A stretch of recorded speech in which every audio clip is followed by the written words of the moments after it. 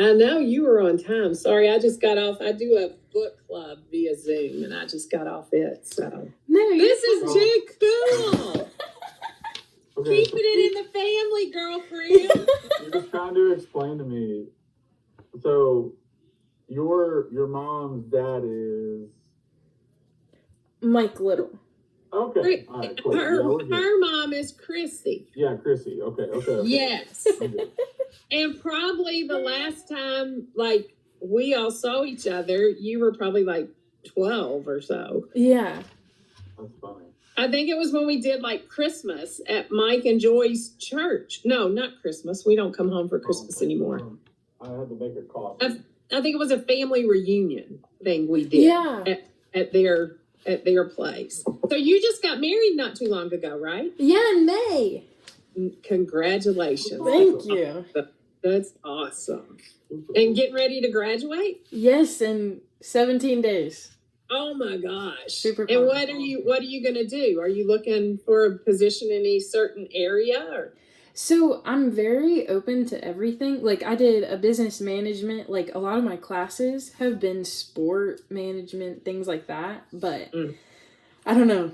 That's like the big question everybody keeps asking me. And I'm like, this is too much. Right, but you need to graduate first. Yeah. Don't worry, right? Don't worry. That's exciting. East Carolina, right? Yes. That's awesome. Which is where our whole Parks and Recreation legacy started. With my dad going to school there. Right. No, my mom was filling me in, and I was like, well, how perfect. So have you ever been to, Cameron, you probably know better than I do, Elm Street Gym? Okay, that was my dad's. My dad built that and ran that. The fields right there, the baseball fields, he designed and built because he was Parks and Recreation director there. That's amazing. Oh Isn't my that cool? gosh, I didn't know all that. Like 65 to 69, maybe. Yeah. Dang. And then he was parks director in Little Washington from like 60 to 64 or whatever. Jeez. Yeah, and that's actually where I was born. And then we left North Carolina, and Dad went to Dalton, Georgia as parks director. I was in kindergarten, I think it was, first grade, around there. And Dad got fired because he, like, the mayor's son pitched a tent at the pool in front of the concession stands, and Dad told him to take it down because he was blocking the concession stands, and my dad got fired.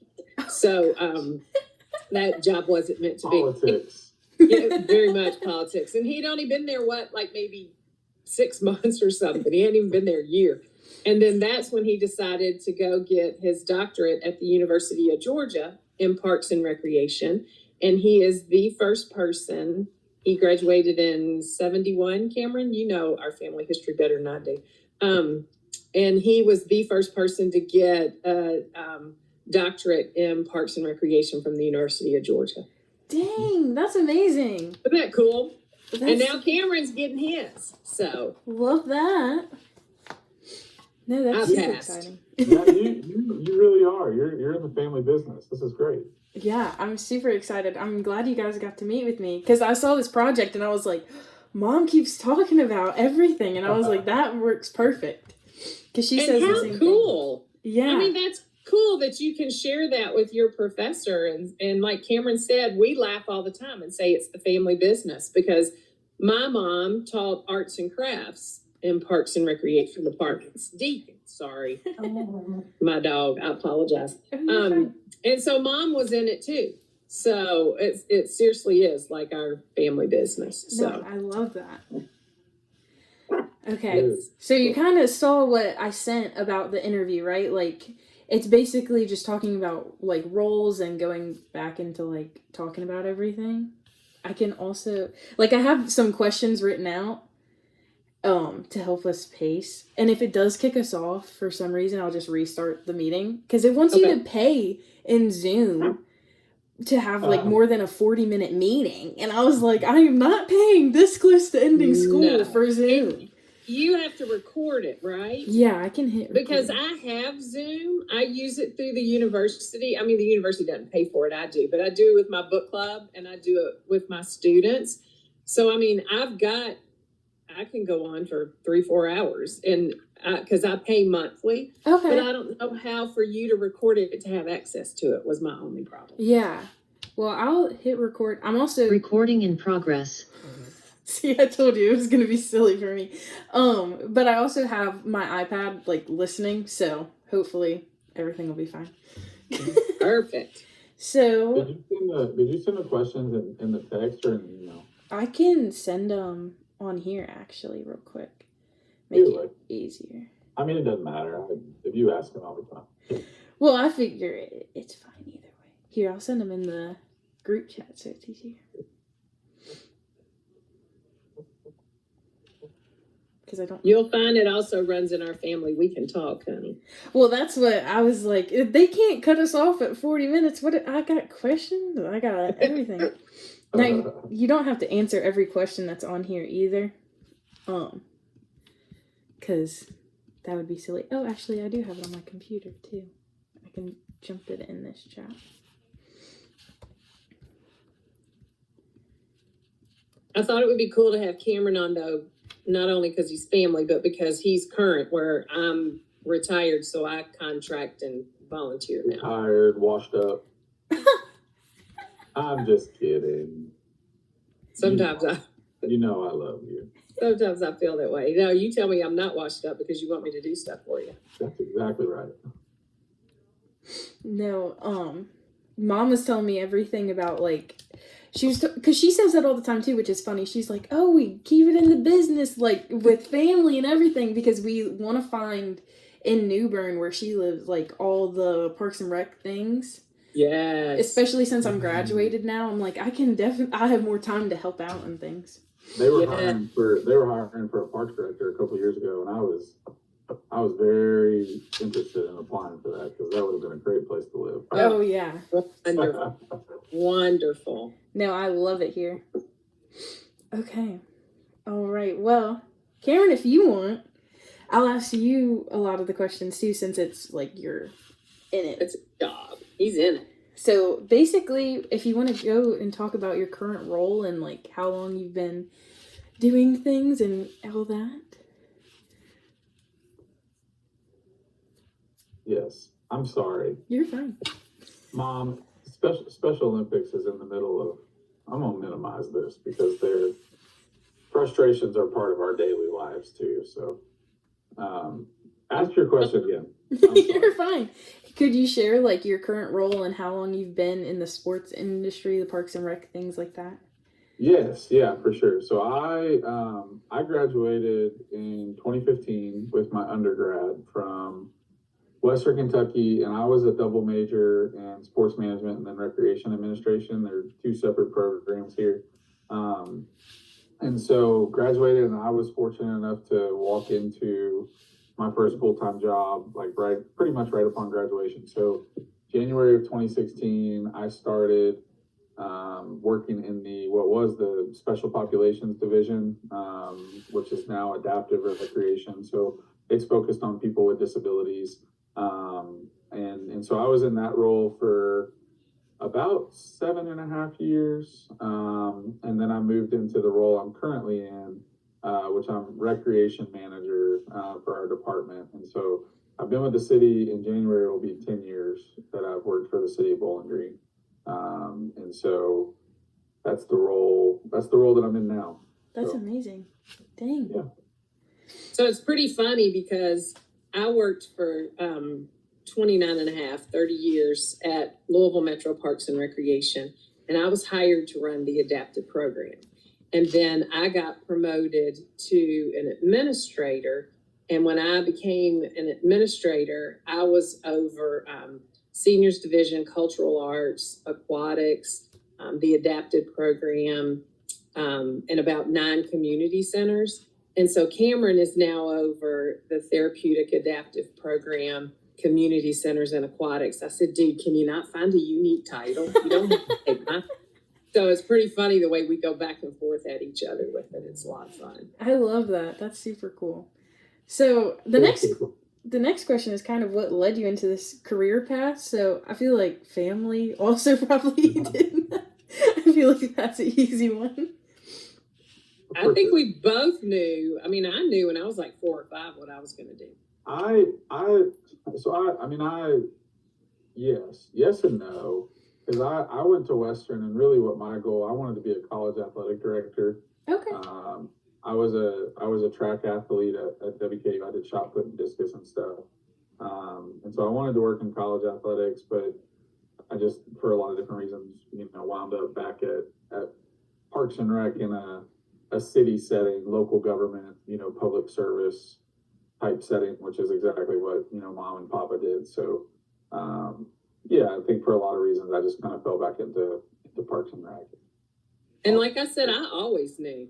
I just knew what I wanted to do because Dad did it, Mom did it, Dad taught it, and I just grew up around it, and I always knew that Parks and Rec was what I wanted to do. Now, my parents taught us and introduced us to therapeutic rec through Special Olympics when I was like 9 years old. And so the local program was ran by a lady that taught with my father. And so we always volunteered and worked with Special Olympics. So I also knew at a very young age that I wanted to work with people with disabilities. That's amazing. That's my passion. Parks and Rec I love, but my passion is I always wanted to keep my toe involved in therapeutic rec. I never would give that up as I got promoted. It was like, no, that's what I have to do. And I'm in my 21st year teaching at the University of Louisville, and I teach adaptive sports and recreation. So it's always been my passion for that. That's amazing. Yeah, and I think that's kind of the foundation for everything that we do. My aspirations are to be a director, of a department, but I think the adaptive piece and accessibility and inclusivity and people with disabilities will kind of always be, I think, the foundation of everything that we do. So it's definitely the root of our passion for sure. I love that. And that'll be cool though, is Cameron, because I know you will move up, whether it's Bowling Green or wherever, and be a director. And it's rare to find a lot of directors that have that experience in working with people with disabilities. So a lot of departments aren't doing fully what they could be doing for people with disabilities just because they don't know. It's rare to have, like in Kentucky, when we were at our peak in the state, we had 3 major therapeutic rec programs at a Parks and Recreation department. And then, unfortunately, when I retired, that pretty much disbanded. Bowling Green has theirs and Lexington has theirs. So a lot of departments don't have TR programs. And so a lot of directors don't know that part, and unfortunately could be doing a lot more for accessible programming. I think they do pretty good with the accessibility of a facility or a playground or something. But as far as programming, it's not that strong, at least in our state. So having Cameron to have that background, I think will be really cool to ensure that programmatic part is accessible, which is so important. Yeah, definitely. Well, okay. I love that. I love that. That's so cool.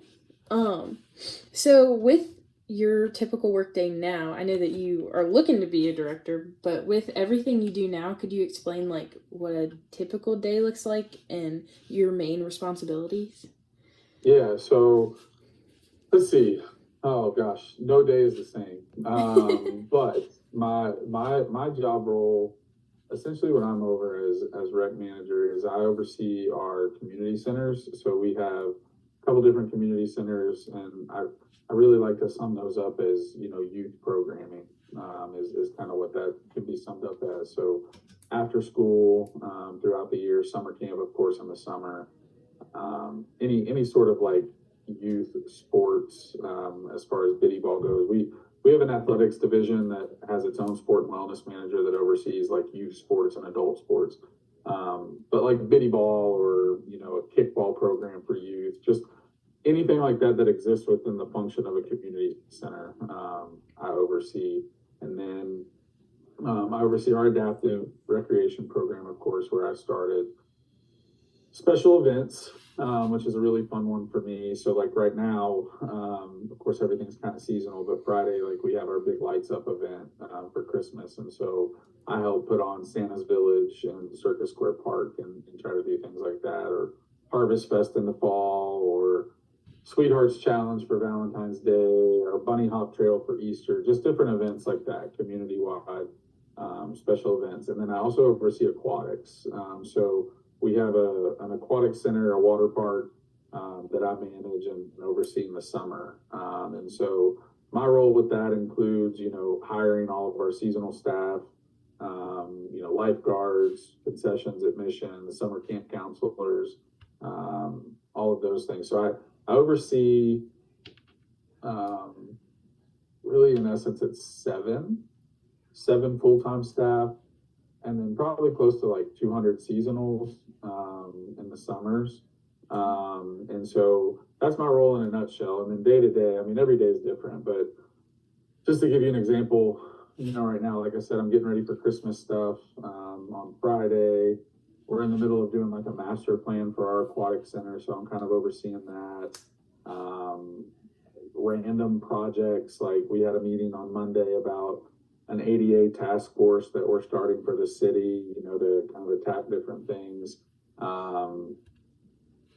We're even things as random as Public Works is putting a roundabout right outside our park that has the water park. So I'm designing a sign for that. I mean, there's just random things like that I have to be a part of from a project perspective. But then it's programming, so with our youth programs, of course, I have staff that are directly overseeing after school summer camps, but then I'll create programs like our Young Neighbors Academy and do some like youth leadership stuff, or helping guide the direction of all of those areas, and then empowering, I guess, the staff to do the work and kind of lead the areas. But every day is different. So no, it sounds like with everything you have in like the seasons, that does sound like everything's but different. it's cool. It's a lot of fun though. So well, that's what makes our profession so much fun, because you don't get caught up in mundane. Yeah. Every day is something different, and every day is something exciting. And I think Cameron's in kind of the same boat that I was when I worked for the city. Was they were very open to, if you have an idea of a program, let's give it a try. If we don't have a budget for it, then let's find a grant or come up with a budget. And that's what's cool. So if there's trending stuff, or if you see a need for something, you can work and implement a program to meet that need. And it's cool that every day is different. Yeah. And, I used to joke all the time and say we're kind of like the guy who like slaps on a magnet that says, today I do windows, today I do the roof. It's like you're doing something different all the time, and that's what makes it so fun. Or if you see a program and you're like, oh, wonder if we could do that, then you do that. And one week you're working on a book club with people, and the next week you're bringing in 3,000 people to do a national wheelchair basketball championship. And it's just really cool that there's so much variety. Yeah. And that you don't get bored with your job, and that makes it nice. I love that. for sure.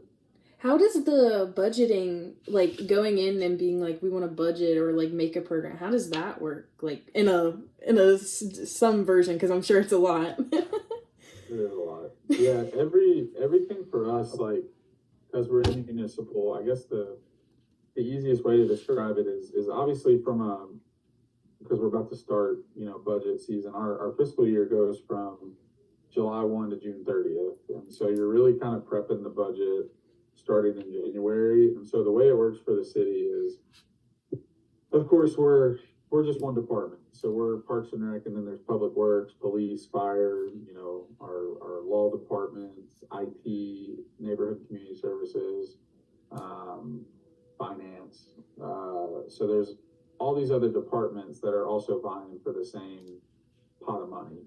Right. And that pot of money is in general developed by taxes, so occupational tax and things like that kind of generate the overall city budget. I think I'm going to say this wrong, but I think for like the city of Bowling Green, it's like 185 million or something like that is the total budget. Parks ends up with probably just over like, or I think 100, I said 185, I wish. I think it's like 100, 110 maybe. We end up with a little over 10 million in our budget overall. And then within parks, you know, we have all these other divisions. So there's parks maintenance, there's our cemeteries, there's athletics, there's recreation division, you know, aquatics, underneath me, community centers, parks admin. So there's landscape, golf. So there's all these divisions that then are vying for that $10 million pot of money. Yeah.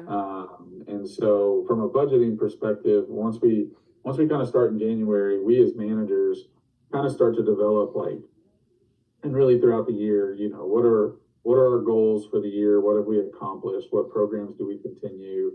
We may rinse and repeat some of those things as far as money goes, or we may make adjustments due to like new programs that we want to start, or new projects, or new facilities, or different things like that. We kind of gather all those as our parks team, and then our director will, you know, kind of meet with the budget team, and then the budget team, who's usually going to be like the city manager, the CFO, the assistant city manager. They're going to take all those, you know, presentations and recommendations and make the budget. And so some things get approved, some things don't get approved. You know, there's a whole capital improvement project budget that is separate from the budget that we have as part of like the general fund. And those are projects like new playgrounds, new gymnasiums, you know, anything of that nature, that is a bigger ticket item. I want to say this year it was like $13 million that we got like in CIPs. I may be misquoting that, but either way, it's a different figure than the other budget. But it's all about, you know, us as a department kind of prioritizing things. A lot of times though, like from a programming perspective, we're going to try to do the program even if we don't have the funding for it. So we try to find ways to do it without the funding. So it might be that we secure funding in another way, like grants, that allow us to do something, or it might just be that we use what we got to still offer a program or an experience. Are you able to, I don't know, like everything, but like, are you able to ask like the community and be like, hey, like, here's what we're doing for this? Like, would you be able to ask for that? As far as like donations, yeah, that's or like fundraising, yeah. You're a little limited as government, but that's why a lot of entities like ours start like nonprofits that then allow them to kind of funnel some of that money through a like 501c3. So Mom in Louisville, they had a foundation that's now since become like its own functioning nonprofit. Mm-hmm. But we have the Better BGKY, which started internally just as a way for us to take donations to support what we're doing. And so, yeah, I mean, we can get sponsorships, you know, we can do all these different things. So there's a lot of alternative sources of funding, and whatnot, but, it just kind of depends on the project. The goal is you know, something that could wait. You know, I'm an alternative source of funding type of person. Yeah. And so I would rather not get a no. I would rather, you know, find a way to do it. So if I'm told no, then I'm probably going to try to find a way to still do it. Even if I don't have a problem at all taking our local hospital and throwing their name on a spray ground if they give me a check for $350,000, you know what I mean? Right. So there's definitely ways to do it, if the budget doesn't support it. So partnerships are huge too, because I know that I spend a lot of time, I would work a lot with nonprofit agencies like our local Paralyzed Veterans Group. That's a nonprofit agency, and say, look, I need new weight equipment that's accessible in this center. And they're like, well, we can write the grant to National PVA or National VA and put it in your facility, and we can do joint programs. Or, you know, we're writing a grant with this group and we can, you know, put into it that we're going to program with you guys and get stuff that way. Because most of the budgets, fortunately and unfortunately, that are with a city, with a department like that, the highest part of it is going for staffing.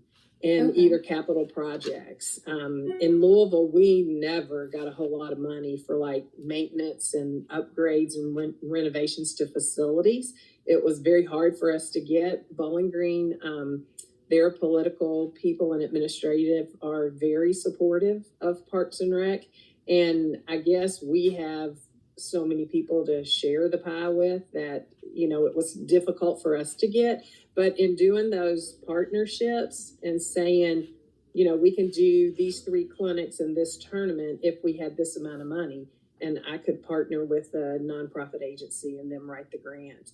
That's how we got Cameron started with actually some of his wheelchairs for basketball and tennis.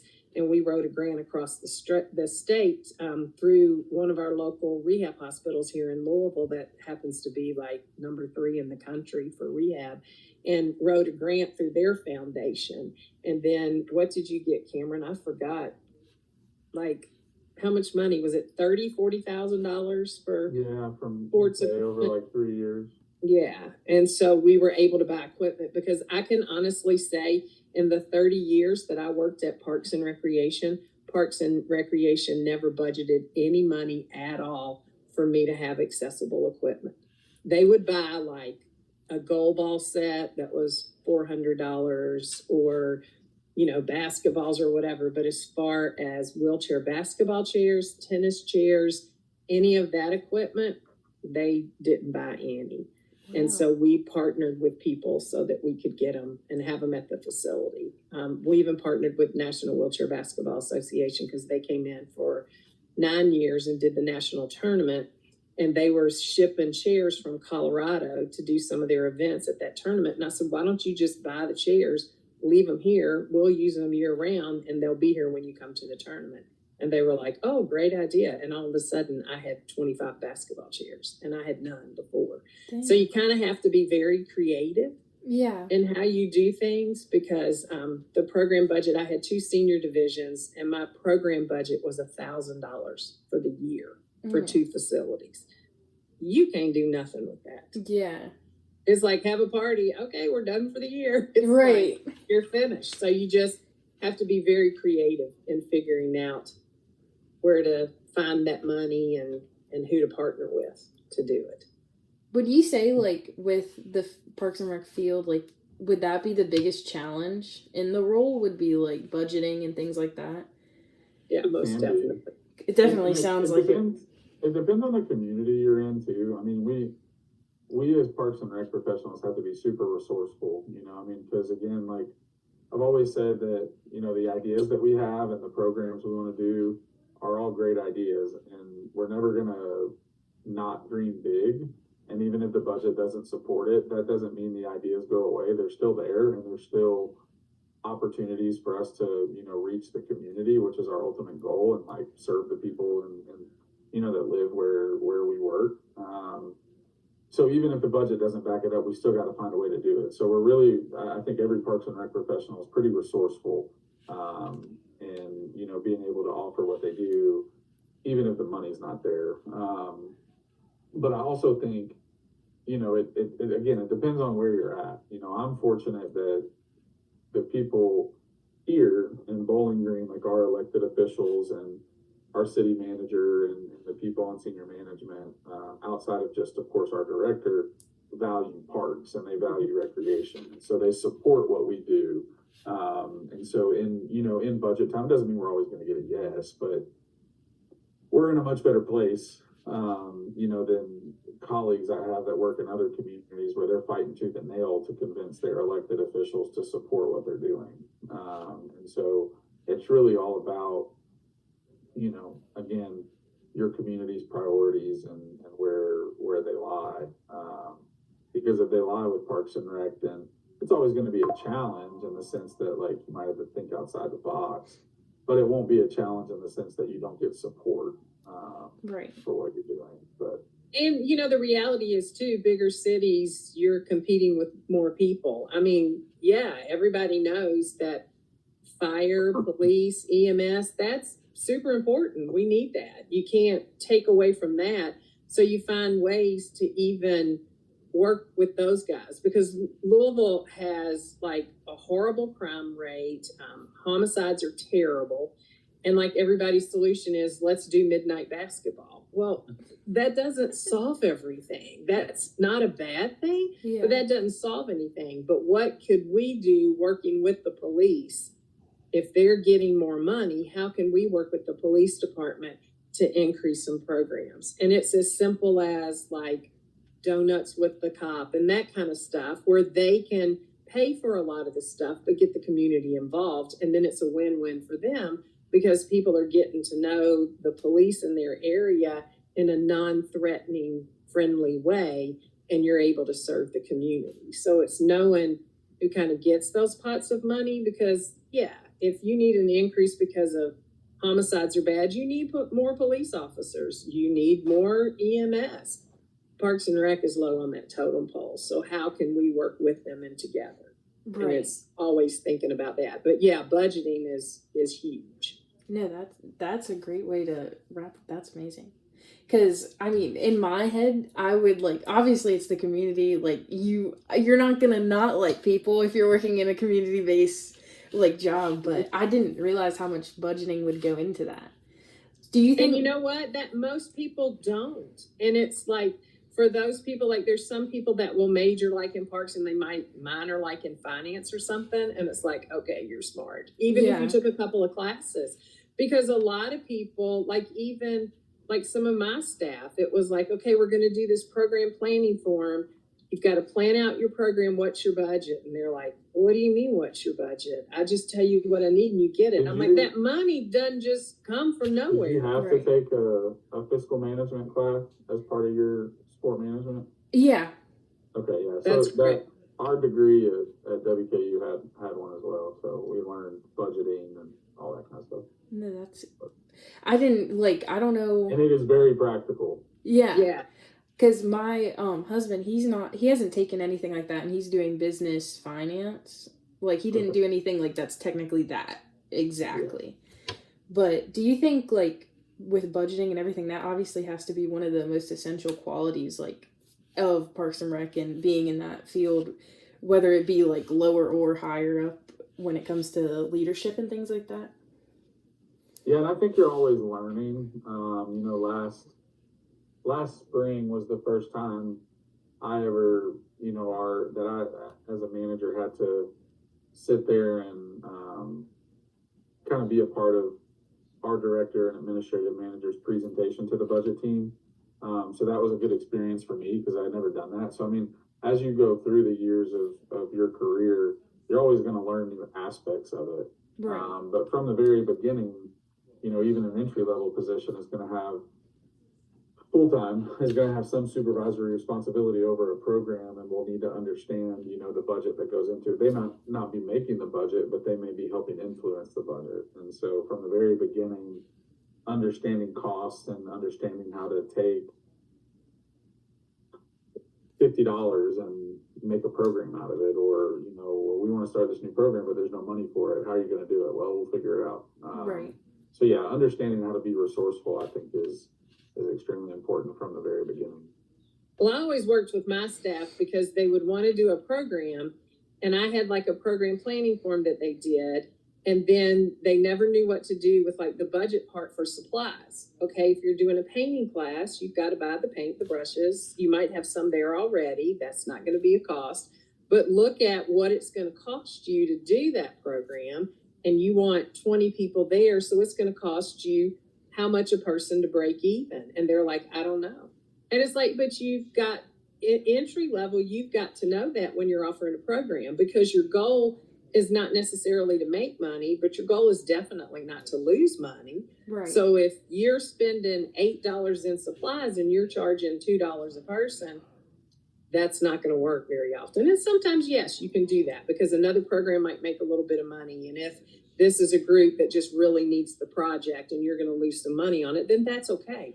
But you need to figure out what you've got to put out to do that program.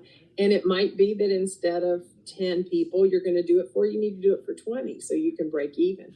And a lot of the staff that worked for me were like, well, I don't know how to do that. It's like, well, okay, let's learn it. Yeah. Because your goal needs to be, how can we try to break even with this program? Because as I said, when you've got $1,000 for 2 centers for 1 year, that's not going very far. So you've got to figure out how to do that. So budgeting is important for everybody. And then if you learn it at that entry level, if you want to move up, you're going to go from planning a painting class budget to planning a playground and how to afford to do that. So you've got to learn that from the beginning.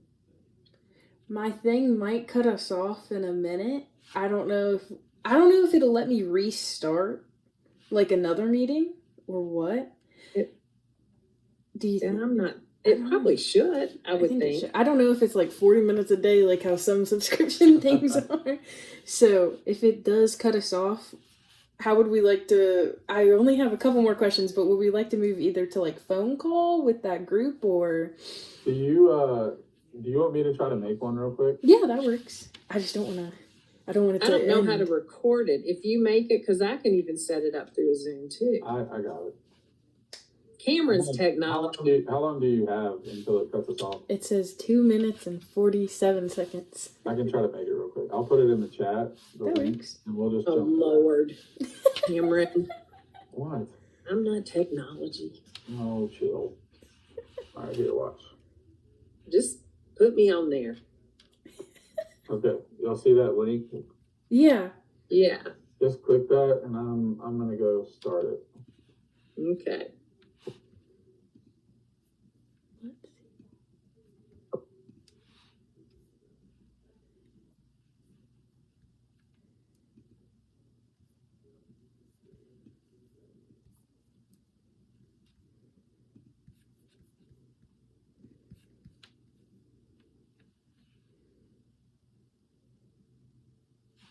Oh, perfect. Thank you. Oh, there we go. I can hear you. Cool. You're muted, mother. That's probably a good thing, son. Is it gonna let me? Got it. There we go. Request. Is there a way for her to record it? I just sent a request. Oh. Allow recording. I guess if I end up getting it, I can try to send it to you. That works too, either way. Cool. Is it recording? I don't know. I said allow. Then it When Bree did it, a little thing came on saying recording. Does that Recording in progress. There you go. Oh, did it just say it? Yeah. Okay. Now my screen's like tiny. I'll try to figure out how to send it to you. That works. Okay. So we were at budgeting and challenges and things like that. Okay. So what other qualities do you think, like other than budgeting? Obviously, you have to be good at communicating to the public and things like that. Like Say that one more time. Like other than just budgeting, as a quality and like I would assume communication, like is there any other big qualities that you think would be important in this role? I'll let you answer that, Mom. I've hired a lot of people because I was like Cameron in the summer. I would have over 200 or 250 employees. And, my big thing is, and this is terrible for me to say because I'm a professor, but you can teach somebody what you need to teach them in our field, but you can't teach somebody to care. So having somebody who likes people, enjoys people, has flexibility. I used to tell all my staff at one point my supervisor had passed away, and so I had to take on his role of doing road races in the town. And Louisville is a big road race community. So I suddenly was the event director for 27 road races a year. I don't even run to another room in my house. It was like, no, but you could put on an event. But that meant that a lot of times, because we have the Triple Crown, which leads up to Derby, and we did the Triple Crown of running. And so we would be out putting out cones and setting up a race course at 4 a.m. And I would have staff that had stayed out and partied until 3:30 a.m. And I was like, you know what? That's great. I hope you had fun, but you are on right now. I don't care how tired you are. I don't care what you did. You have to be spot on for these participants that have put everything into this race, and I don't want to hear it. And so finding people that, just enjoy being around people, to me, it was always huge too. And I tell my students now, I look for people that volunteer places, if they have on their resume that they've done volunteer work somewhere, because to me, that shows they're going to take that initiative to do something, Right. instead of somebody who just, I'm not demeaning if you had a job, but even if you just volunteered once or twice out of the year, that shows that you took initiative to step out of your normal routine to do something for somebody else. But just having people that enjoy people and care. I've had people that work for me that go in and say, well, okay, it's time for this program. Let's get the crap over with. And they just didn't even want to be there. And it's like, yeah, you're going to have a bad day, but if you don't want to be here, then you need to move on, because we're in charge of, working when other people are off. So yeah, you might get Christmas Day and that's it, but we're there having fun with other people. So I used to always, and again, it sounds terrible because I'm a professor, I used to always look very strongly at education, but that the way a person interacts and cares about other people, I can teach you what you need to do in the field. But I want you to treat that person with respect and to be excited to be there with them and to have fun with them. It's like I told staff all the time, we're in show business. Yeah. You've got to turn it on when people come. I don't care what you went through last night. We're here for the people. And so that was always important to me. I can teach you what you need to know if you don't know it. Yeah, like what you were saying with Special Olympics, how a lot of people like don't even think about that or don't volunteer. Like I've seen, because me and Mom, when she worked at the Moose Lodge before, we worked and did things at that, and you would see so many people participate in like other events and other things, but like that itself, a lot of people wouldn't jump to volunteer to do things for. And to see people just so excited to be there. How can we be like, oh, we got to do another program? They're totally excited, whether you have a diagnosed disability or not. A person is excited to be there, and it's your job to share that excitement too and act like you want to be there. Yeah. And a lot of times that doesn't happen. And then if you got the education and the experience, then of course that's wonderful. But you can't teach somebody to care. That's for sure. Yeah, that's a great way to say that. So with my questions, I feel like we hit everything because we're having great communication. I don't know. We're talkers, honey. Runs in our family, doesn't it? Yeah, I swear. You know. So what are like some things you wish like both of you, like, because obviously it's in like family and you can know as much as you can from talking to like your parents or anything.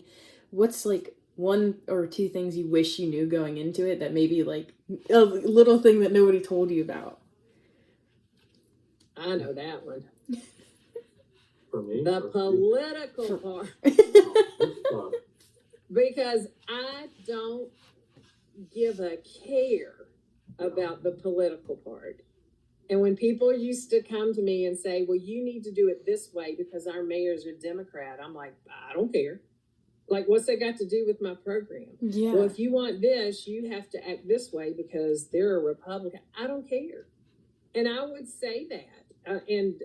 My mouth would sometimes, I think, shock our elected officials because I would politely say, I don't care that you're a Democrat, sir. This is what we're doing. And they would be like, okay. It's sometimes not even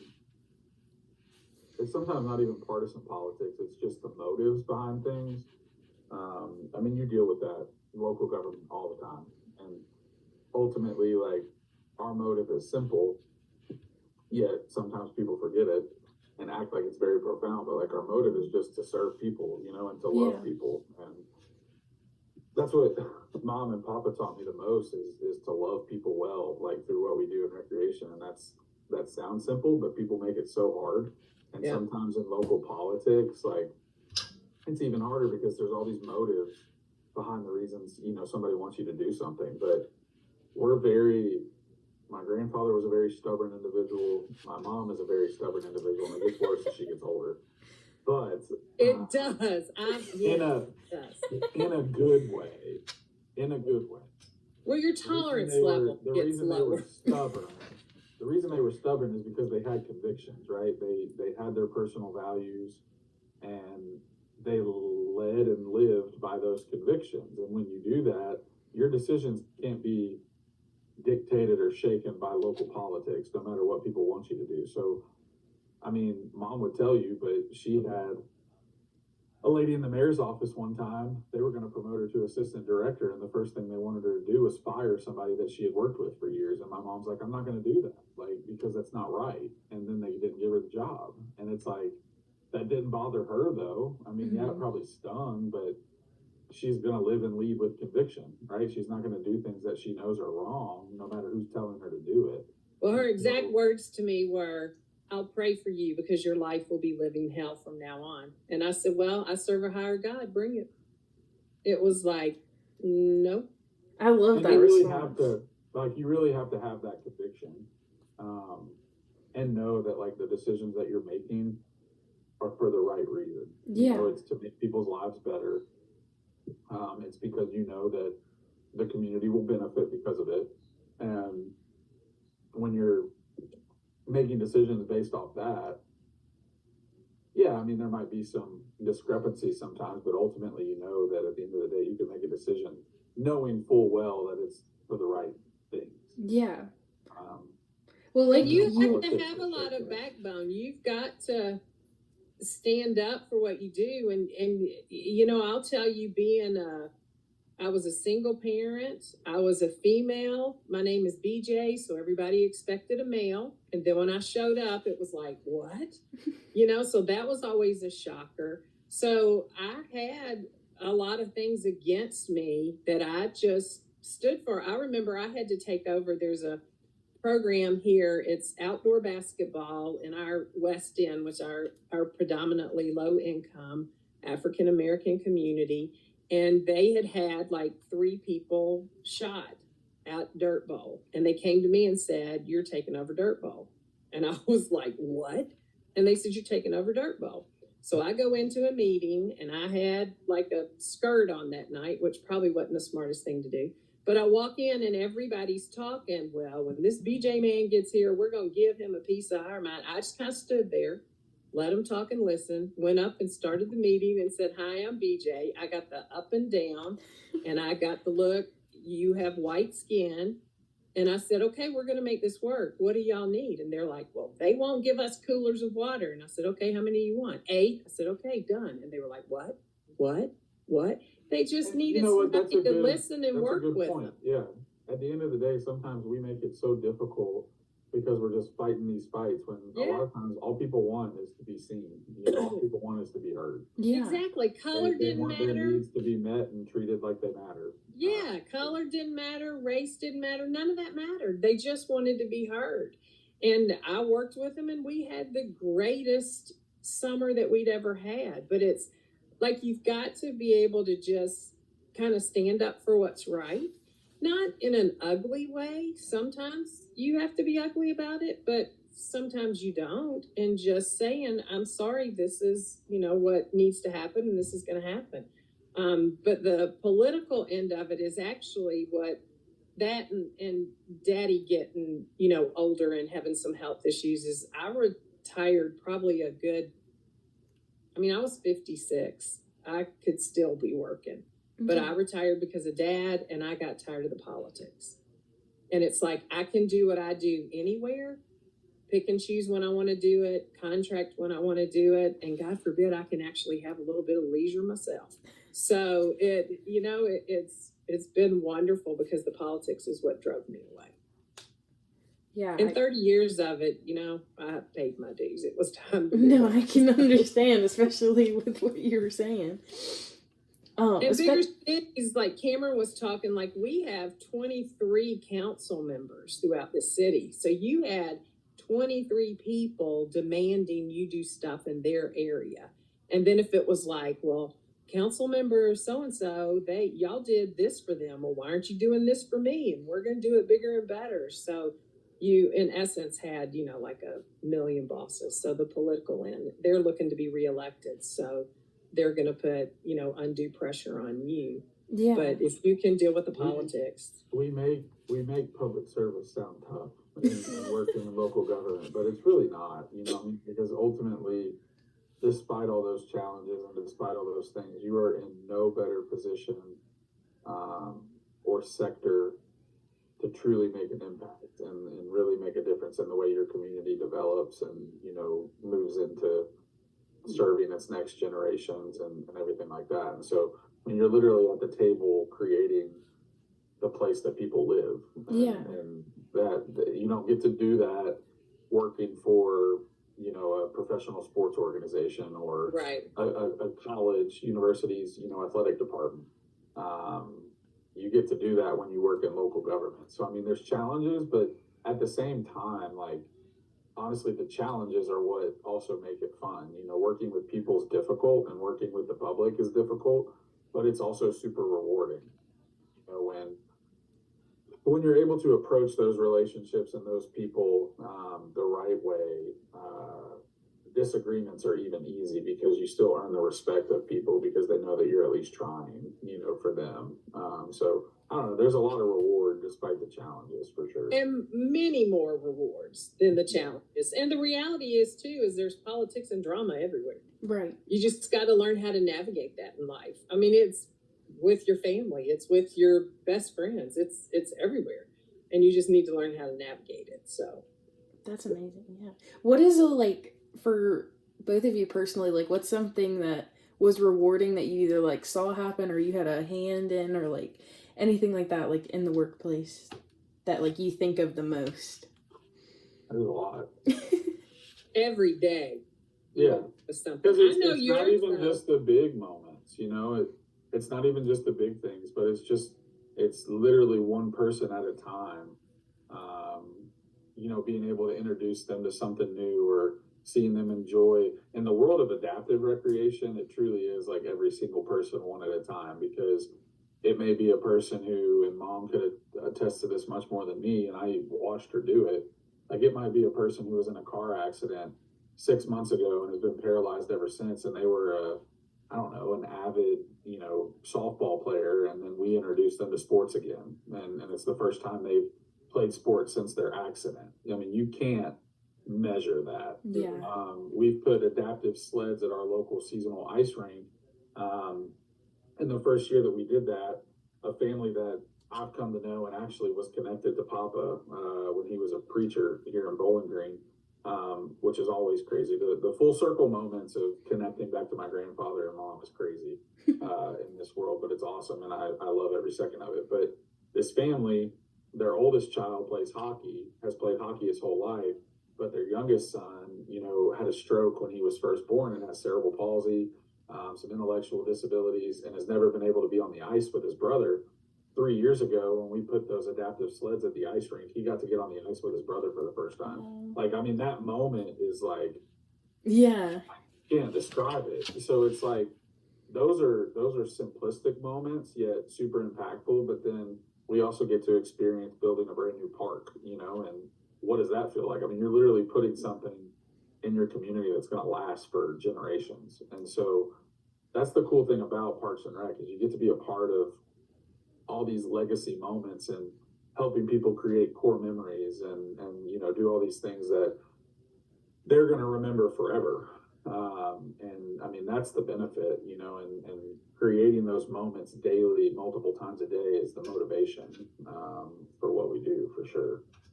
I had a man that I used to work with for years, kind of lost touch with him. He retired.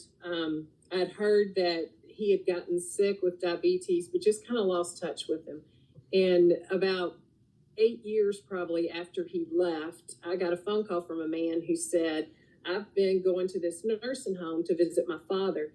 And he said, there's this man in the nursing home who used to play in the, Cameron, is it the AVA league. It was like a basketball league a long time ago, because he's much older, and said he used to play basketball in the ABA league. And he said, I found out that y'all do wheelchair basketball, and I'd like to just bring him out here.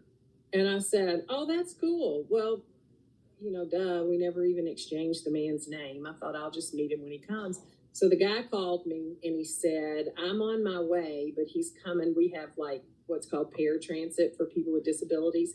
And he said, he's coming on a TARC 3 bus. Can you meet him at the bus? And I said, sure. And he said, I'll be there soon. So the doors to the bus open, and here's a man in the wheelchair, and it's my friend Ted that I hadn't seen in 8 years. And he had had a stroke with his diabetes. He'd had both legs amputated. And he looked at me and he could barely speak. And he said, EJ. He couldn't even get B out. And I started crying. He started crying. We took him in. He's in like a hospital chair, you know, wheelchair.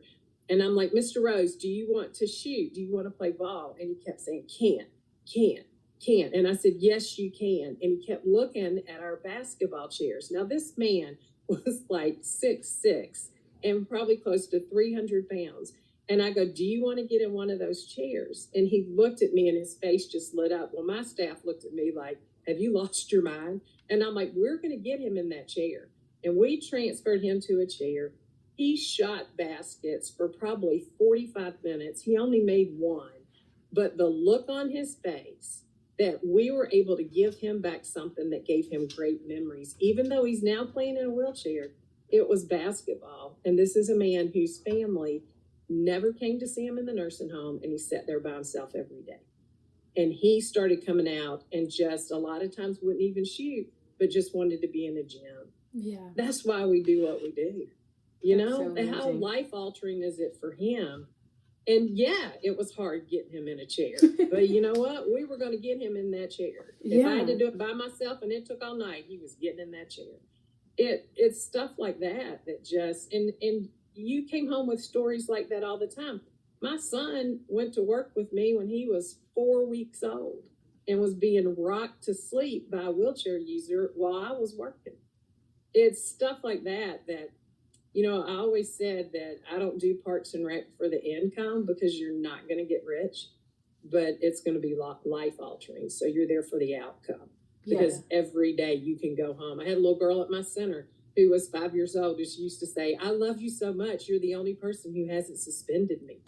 And I'm thinking, yeah, but no, I haven't. But it's just those little things. And, you know, you're not going to live in a mansion, but you're going to have rewards that money will not buy you. Yeah, just rich in a different way, in a better way to me. In a better way. That's exactly right, because it changes your life. We laugh because one of my participants that was one of the first ladies I worked with when I moved here 35 years ago, she was born with severe cerebral palsy. Progressively got even worse. She could use these 3 fingers and move her arm this much. Couldn't use the rest of her body. Lived by herself. Had a personal care attendant come in, bathe her, get her ready in the morning, feed her. She was dependent on wherever she was at all day, which was with us, to feed her, give her something to drink, to wipe her nose if it's running, to scratch an itch for her or whatever. She, her mom tried to kill her twice. When she was little, she lived with her grandparents who passed away at the age of like 23. She was in a nursing home, but then she moved out on her own. She was like one of my best friends. And about, Cameron, I don't even remember, maybe 3 months ago, she wasn't feeling well, went to the hospital. She was 76, if you can imagine. She lived that long, went to the hospital, and she was just eaten up with some stomach cancer. And she, like 15 years earlier when my mom died, she said, will you help me write down what I want at my funeral? And I'm like, Jackie, oh my goodness, no. And she's like, we need to do this. And so we wrote it down. She has no family. I had to fight because there's Kentucky laws that a family member has to sign the burial papers. I'm like, she has no family. Yeah. So we had to do an affidavit for me to do that. And I planned her funeral. And I kind of laughed. I said, I'm going from national wheelchair basketball tournaments to planning funerals. And I had 4 of my participants that are older that are at that funeral who came up after and said, will you plan my funeral? So it's like, you're still planning, you're just changing what you're planning, but you become family. Yeah. You know, you just become family, because nothing against therapeutic and rehab, but the stay in a hospital now is 14 days. And that's if you become a quad. You've got them 14 days. We have them for a lifetime. They become family. You see them all the time. Cameron has grown up with our guys who will always say, that's my boy. I know when he was born. And they're exactly right. They helped me take care of him. He was at the gym all the time. So, you know, you have so many stories because you have such a extended family, which is so cool. A lot of people can't say that with their job. I love that. That's such a big thing to think about, especially with just talking about like the challenges. Like that just pushes everything past with challenges, like in my mindset. That's what I told Jackie. I said, you know, I spilled my coffee this morning and dropped it on my shirt, and then she'll look at me and she'll say, and I'm like, you're right. You can use 3 fingers and move your arm a half an inch. I've got no problems. And she would always say, I'm your wake-up call. I'm like, yes, you are, honey. And it just helps you put things in perspective. Yeah. And when you can do something for somebody like that, and I used to help her paint, and I would have to do hand over hand, and it would take like 2 hours, and I was freaking exhausted. And then somebody would look at Jackie and say, that's beautiful. And she'd say, I told you I could paint. And I'm thinking, wait a minute. I'm the one moving your hand, moving the project. But I was her adaptation. And that's all I was. Mm-hmm. I didn't do the painting. I was her adaptation. She did the painting. And that's so many stories like that you can tell. That, you know, if you're working at a regular 9-to-5 job, you've got some cool stories, I know, but not as cool as we get to be a part of. No, especially because all the people you impact, like, I'm sure with that, everyone has something to say about the workers as well. Like how we were talking about, you have to just want to do it. Like, yes. if someone like you and had all of that, like, if you didn't want to do that, like, you wouldn't have these amazing stories to talk about or things like that. And you go in sometimes thinking, okay, I'm going to do this and I'm going to, you know, help this person and bless this person with this. And you leave with, how stupid am I? I'm the one that got the blessing. Yeah. You just, you know, you think it's just a business, but it's not. It's not just a paycheck. It's a lifestyle. And that's what's so cool, is it's more than just a paycheck. That's amazing. So I feel like that's a big thing to like tell somebody that was getting into like Parks and Rec and things like that. Is there any like advice with starting out? Like, let's say you got a degree and we talked about the budgeting aspect and like taking classes. Is there anything like movement or volunteering that you would do first if you could start over to help with that, or that y'all did yourselves because you were a part of it already in the family? My thing that I tell my students is I don't care what you're going into. Most of the students I have are exercise science and sports management, and a lot of them are going into occupational therapy or physical therapy, or even some of them in training. But I tell all of them that if you're going to be a banker or whatever, like, we're all tabs. We're temporarily able-bodied. At some point, we're going to have either a temporary or a permanent disability. So have on your resume some kind of volunteer work that you did in some capacity in working with people with disabilities. If it's a paid job, that's even better, you know, if it's a part-time job. But I look for volunteers, as I said before, and go and volunteer in some way in working with people with disabilities, because you can write your ticket where you want to go, having that experience, because we are all, if we haven't already, we're going to deal with it. Yeah. No matter what profession you're in. And if you at least have had some ability awareness training or some sensitivity training, or working and have a little bit more of an understanding or compassion, no matter what field you go in, that's going to help you. Okay, yeah, that's amazing. So, well, I feel like we have got through all my questions. Dang. Did we get them all? I feel like we have. Like, other than everything we talked about, like volunteering and just like, hold on 1 second. With everything with that, are there any like final thoughts or anything? Like, if there's someone joining this field that you would want to say? Oh, hey. Or do you got it? I think my mom's gonna come in and say hey. Oh, you're in here. Oh, Yeah. Oh. I was like, what are you hi, talking about? sweetie. Hello. How are you? I'm good. Having pajama day. Me too, honey. We have 4.5 inches of snow. Oh my gosh. You keep that. I have 4 inches of rain. I'd rather have the rain. Me too. I am not a cold snow person. No. I'm warm weather, beachy. But no, this is dreary and rainy. I talked to Patsy earlier. She's like, "Oh, I'm so hot. It's 78 degrees." I'm like, "Shut up. I don't want to hear it." So should I? We had so much fun. Brianna is so much fun. I said last time I saw her, I think she was 11. Aw, yeah, probably at one of the family reunions. Yep. Mm-hmm. That's what we were talking about. Mm-hmm. Because Cameron was like, how exactly are we related? And I was like, that's a great question. I don't know. Be like, we cousins. That's what I said. I was like, we're cousins of some sort. Some kind of cousins. We're just excited that she's keeping the family business going, her and Cameron. Daddy would be so excited, and especially since you're going to East Carolina. Oh, yeah. Todd Hall is very important to us, isn't it? Is it a dining building? Yes. So Dr. Todd was one of like our Papa's mentor. professors. Yes, his major mentor who helped Daddy out when he needed some extra money to continue school. We used to have to go to their house. He and his wife Claudia had no kids, and we had to dress up and sit there for like 3 hours and behave, which was hard when you're little.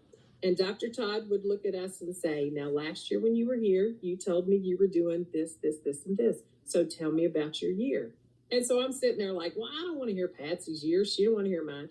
And we would sit there. They would have china and give us like a snack before we left. And we always got the Lifesaver books. Remember those? Where it had the little packages of Lifesavers? And I a do. $5 bill. And I do. Todd Hall is named after Dr. Todd, a professor from there. That's amazing. So East Carolina means a lot to our family, that's for sure. No, it runs on both sides. We have so many people that, she has other, like the cousin we spent Thanksgiving with, she graduated from there. Oh, cool. But she was communications. So I was Gotcha. like, oh, we're having a meeting. Nobody, he can't leave. He's got to say hi. I'm coming. Well, it was good to see you. Hopefully we can actually get together sometime soon. I'll let y'all finish and go see what he's doing. I'm going to come to New Bern soon. I got to look for Nicholas Sparks. I think I'm going to marry him, so.